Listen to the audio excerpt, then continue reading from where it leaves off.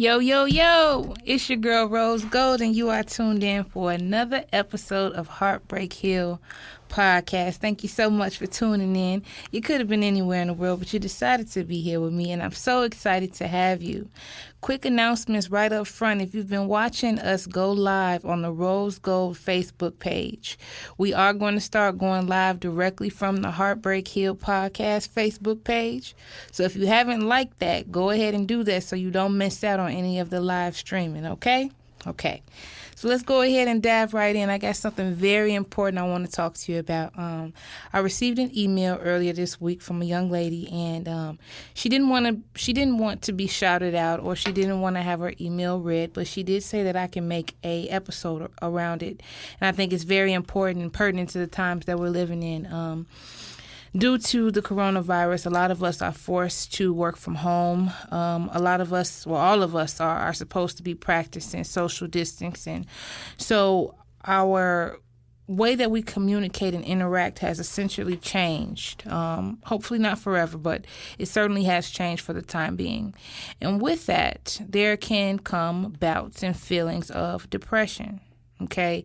Now, my reasoning in bringing this up is because there was just an article published. Aside from the email I got, there was an article published in Psychology Weekly that says that since Corona has been launched on the United States, is a serious thing back in March, depression rates in the United States have increased by almost 70%. Okay, that's a lot. Now, I do understand that depression is not a joke, and it's not a game. And if you suffer from depression, I really, really hope that you find peace and solace with that disease, because it's not something to play with. I've dealt with it before in my life, and it's a serious thing. There are chemical imbalances in the brain that cause people to sometimes be depressed for reasons that they can't control, whether external or internal, okay? But then there are other times when there are outside factors that may encourage depression. Okay, having to change the way that we interact with our friends and family, something like an event, a worldwide pandemic like Corona, is definitely something that can set out depression, okay? But aside from that, on a more personal level, there are a few areas, I say about 4 areas, okay, in everybody's life, that if these areas are not balanced, depression can be triggered, okay? It's the same for every human being walking this planet Earth, okay? I know that you've probably heard that we have a, made up in a body, a mind, and a spirit, and a soul, okay? And I believe that, but these areas are more on a practical level, okay? One area that can make you or break you from being depressed is taking inventory of how you're doing mentally, okay? Mentally, if there's too much going on in your mind, you can become depressed, okay? This will have nothing to do with having a chemical imbalance or nothing to do with you having the real disease of depression. But mentally, if there's too much going on, you can be depressed. You can cause yourself to be depressed, okay? What do you do to detach yourself? How do you wind down at the end of the week? How do you give yourself a break? How often do you put your phone down? What kind of things do you do to exercise your mind? Your mind is a muscle. So if it goes without being exercised, it can, become a place where disruption takes place and therefore depression, okay? So take mental inventory on how it is that you unload and unleash the things that are on your mind. Journaling really helps. Talking to somebody really helps. That you trust really helps if you have a lot on your mind mentally, okay? Physically, the second place that you want to check before you go ahead and bow into being depressed and going and treating your depression. Physically, how often do you move? Do you have a regular exercise routine? I can tell you for a fact that whenever I go days or weeks without exercising, my mood changes. There's a shift that takes place, okay, in my mind, and I'm not sure how the two are connected, but I know they are connected. So physically, take inventory. How are you doing? Are you moving on a regular basis? Are you severely overweight? Do you eat a lot of foods that may bring you down. Your body is a machine, and whatever you put into your body will come out, whether it's in terms of pounds with how you look, or whether it's in terms of your skin, how your skin may be, your teeth, your bones. Whatever you put inside your body will come out, and that includes making you depressed, okay?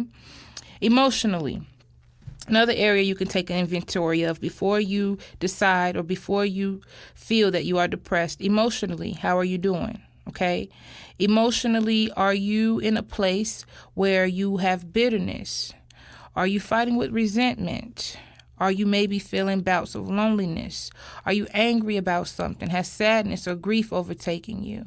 Are there anything that you are feeling within yourself that you have not talked to someone about or you have not found a way to release? Emotional baggage is one of the key links to depression, okay? I said one of, because again, I know that people can be depressed for many, many reasons, but emotional baggage is up there with definitely the top. So take inventory of that. Make a list of how you feel. Make a list of the things that may be bothering you emotionally, and make sure that you check yourself in the areas that you need to be checked. In the places where you can't check yourself, have someone help you with that, okay? One of the last places I want you to take a look at that can be making you depressed or be causing you depression during this time is your finances, okay? Financially, where are you or how are you doing? Everybody knows that it's no fun being broke, okay?